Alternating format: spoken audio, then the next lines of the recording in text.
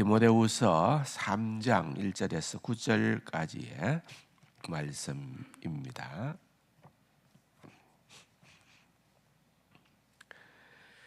너는 이것을 알라. 말세에 고통하는 때가 이르러 사람들이 자기를 사랑하며 돈을 사랑하며 자랑하며 교만하며 비방하며 부모를 거역하며 감사하지 아니하며 거룩하지 아니하며 무정하며 원통함을 풀지 아니하며 모함하며 절제하지 못하며 사나우며 선한 것을 좋아하지 아니하며 배신하며 조급하며 자만하며 쾌락을 사랑하기를 하나님 사랑하는 것보다 더하며 경건의 모양은 있으나 경건의 능력은 부인하니 이 같은 자들에게서 네가 돌아서라. 그들 중에 남의 집에 가만히 들어가 어리석은 여자를 유인하는 자들이 있으니 그 여자는 죄를 중히 지고 여러 가지 욕심에 끌림받아 항상 배우나 끝내 진리의 지식에 이를 수 없느니라. 얀네와 얀버레가 모세를 대적한 것 같이 그들도 진리를 대적하니 이 사람들은 그 마음이 부패한 자요 믿음에 관하여는 버림받은 자들이라. 그러나 그들이 더 나아가지 못할 것은 저 두 사람이 된 것 같이 그들의 어리석음이 드러날 것임이라. 계속해서 경고를 하고 있는 것이죠. 너는 이것을 알라. 말세에는 고통하는 때가 이른다. 신약 성경에서 이 말세라고 하는 마지막 때라고 하는 것은 우리가 두 가지로 항상 염두에 두어야 됩니다. 첫 번째는 정말 주님이 마지막에 오시는 그때를 우리는 말세라 그렇게도 생각을 할 수 있습니다만은 또한 더 넓게 생각해 볼 때는 이 초림과 재림 사이 전체를 두고서도 말세라 그렇게 볼 수가 있는 것입니다. 디모데후서가 주 65년에서 67년 그 사이에 기록되어졌을 것이다. 그렇게 지난번에 한번 설명을 했지 않습니까? 그러면은 지금 2024년이라고 볼 때에 얼마쯤 전입니까? 한 2000년 가까이 된다고 봐야 되겠죠. 2000년까지는 아니어도 거의 2000년 아닙니까? 그러니까 이 말씀을 읽으면서 우리가 느끼는 것은 그때는 2000년 뒤에 우리가 이 책을 읽을 거라고 염두에 두면서 사도 바울이 적은 것은 분명히 아닐 겁니다. 물론 하나님께서 우리에게도 동일한 말씀으로 주셨습니다만은 그러나 당시의 사람들도 그 말씀을 긴장감을 가지고 듣고 적용할 수 있도록끔 주신 말씀 아니겠습니까? 그렇다고 보면은 그 당시도 사실은 예수 믿는 모든 초대 기독교인들은 어떻게 보면은 종말론적인 삶을 살았던 자들입니다. 그때도 역시 그들의 중심에는 언제나 다시 오실 주님 마라나다의 신앙을 가지고 살았던 자들이었고 어떠한 어려움이 있다 하더라도 그 주님 때문에 견딜 수 있었던 것이지요. 오랜 세월이 흘렀습니다. 정말 많은 사람들이 생각을 할 때에 지금이 그야말로 또 말세지 말이라고 그렇게까지도 얘기를 합니다만은 그런 생각들은 이때도 있었을 거라고 봅니다. 중요한 것은 이것이 우리가 긴장을 늦추지 않고 역시 붙들어야 될 오늘 우리들도 동일하게 이 말씀에 우리의 눈길을 끊임없이 보내고 새기고 담아서 믿음의 적용을 해야 될 그러한 말씀이라는 것입니다. 그들보다 따지고 보면은 우리가 더 긴장해야 될 그러한 시점이다라고 하는 것을 다시 한번 생각해 봅니다.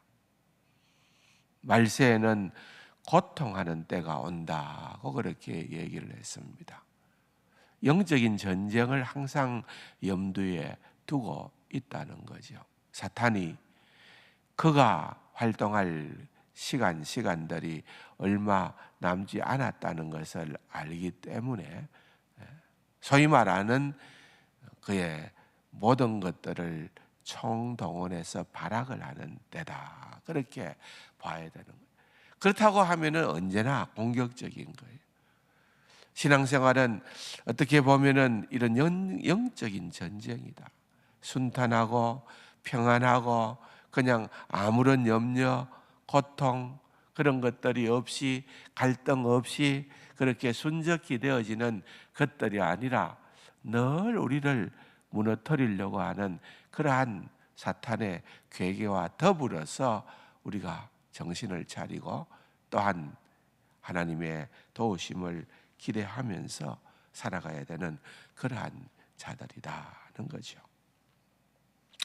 쭉 나열되어져 있는 그러한 내용들을 보면은 여러분 어떻게 보면은 오늘 이것이 세상 사람들이 살아가는 삶의 방식에 부합되기도 하고 또 오늘 우리들도 어떻게 보면은 많은 부분에 여기에 또한 나도 속한 자인 것처럼 공감이 되어지는 그러한 우리의 안타까운 모습을 볼 수가 있습니다.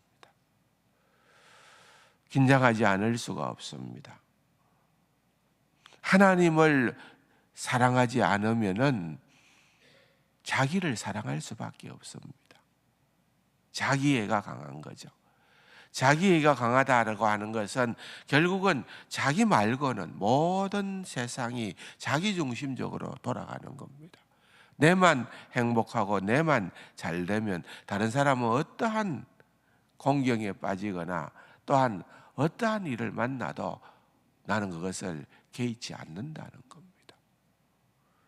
그래서 오늘 지구촌에서 일어나는 수많은 우리가 좋지 않은 뉴스들, 사건들을 볼 때마다 느끼는 것이 바로 이런 것 아닙니까? 사람들이 점점 자기 중심의 사람이 되어져 가는가 보다.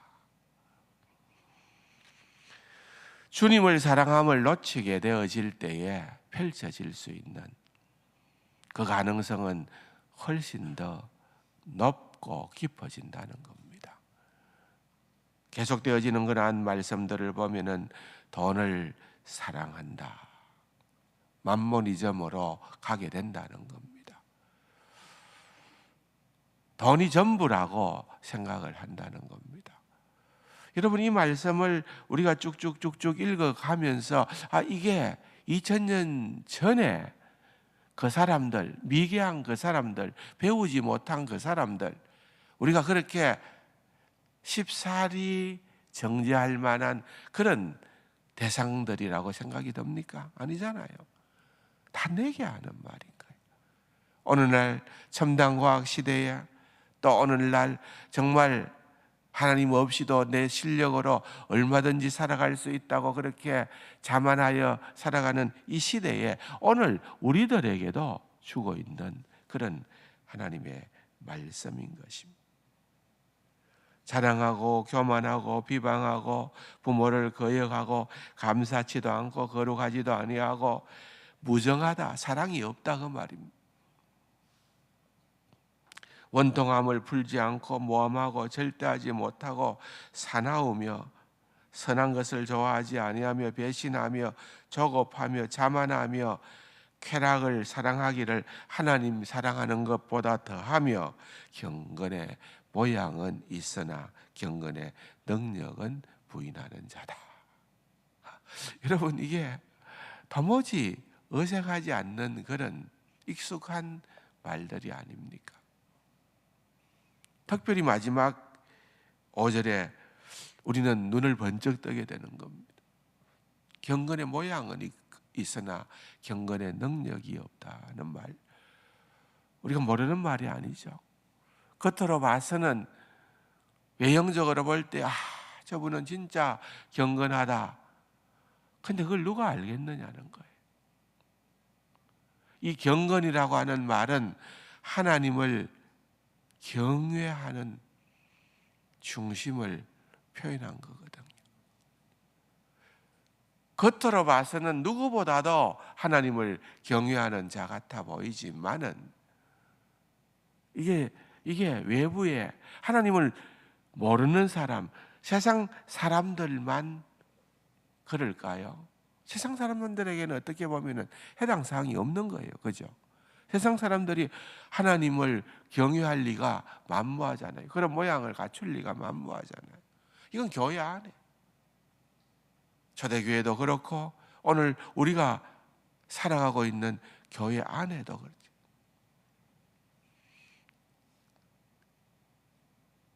반면에 경건의 모양은 있으나 능력은 없다.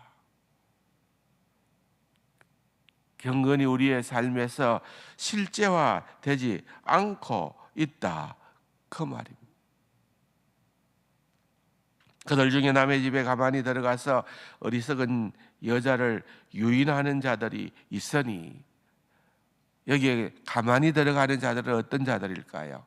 아마 이단들을 지칭하겠지요. 그 당시에 가장 대표적인 이단은 영지주의자들 아닙니까? 그런데 그들이 뭔가 좀 들어있는 것처럼 보이고 그들이 뭔가 실력이 있는 것처럼 보일 때에 당대의 문화는 여인들이, 그것도 나름대로 상류층에 살고 있었던 그런 여인들은 뭔가 새로운 지식에 대한 갈급함이 늘 있었다는 거예요. 그래서 당대의 지식인들, 뭔가 특별히 새로운 그런 지식을 가르치려고 하는 그러한 사람들을 집으로 불러 들여가지고서 그들을 통하여 뭔가 새로운 것들을 배우려고, 깨달으려고 애를 썼던 그러한 자들이 너무 많았다는 거예요. 다 어리석은 자들이라는 거예요. 미성숙한 자들이고 어리석은 자들이라는 거예요. 그렇게 하다 보면은 결국은 유혹에도 넘어가고 어리석은 욕심에 끌림받아도 되고, 7절에 보니까 항상 배운다는 말은 그런 지식욕이 가득 찼다는 거예요. 그런 항상 뭔가 지식적으로 뭔가를 새로운 것을 알고 싶고 깨닫고 싶고 그렇게 추구를 하지만은 끝내는 진리의 지식에는 이르지 못하는. 왜? 여러분, 성경의 귀한 진리는 그런 지식적 욕구로 채워질 수 있는 것이 아니지 않습니까? 주님께서 우리에게 깨닫게 하심으로 말미암아 얀네와 얀보레가 모세를 대적한 것 같이 그들도 결국은 진리를 대적한다는 거예요. 여기에 나타나는 얀네와 얀보레라는 인물은 모세를 대적했다. 이제 모세를, 누가 모세를 대적했나요? 이 구약 성경에는 이들의 이름이 나오지는 않아요. 그렇다고 하면은 여기에 사도 바울이 얀네와 얀보레가 모세를 대적한 것 같이 그들도 진리를 대적하리니. 초대 기독교 문헌에 보면은 이들의 이름이 성경에는 등장하지 않는데 이들 이름이 등장을 한대요. 어떤 이름으로? 애굽의 술객의 이름으로 등장을 한다는 거예요. 여러분, 모세가 바로 왕에게 나아갔을 때에 애굽의 술객들이 모세를 대적했지 않습니까? 바로 그들 술객으로 표현되어졌던 그 사람들의 또한 가운데에 기독교 초기 문헌에, 또 아니 유대교 초기 문헌에 보면은 얌네와 얌브레가 등장을 하게 된다는 겁니다. 여러분, 사도 바울은 유대교의 정통한 그 당대의 최고의 그러한 서성이라고 할 수 있는 가말리엘의 문화생이었습니다.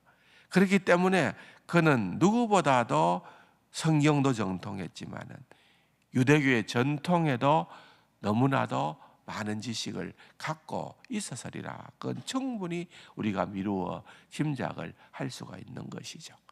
그러니까 유대인의 전통 가운데, 유대교의 전통 가운데에서 이들의 이름이 등장을 하게 된다는 거죠. 그러니까 이것을 이렇게 표현을 하고 있는 것입니다. 그들이 더 나아가지 못할 것은 저 두 사람이 된 것과 같이 그들의 어리석음이 드러날 것임이라. 결국은 거짓 진리를 쫓는 자들 뿐만 아니라 그것을 가르치는 자들 모두가 얌내와 얌브레와 같이 그러한 멸망의 길로 나갈 수밖에 없다는 것을 말씀하고 있는 것입니다. 내일 본문에 보면은 그러므로 우리는 하나님의 말씀인 성경이 어떠한 책인가에 대해서 사도 바울이 정확하게 설명을 해주고 있습니다. 우리에게는 오직 영생에 이르는 유일한 길은 성경밖에는 없다라고 하는 그 사실을 가르쳐 주고 있는 것입니다.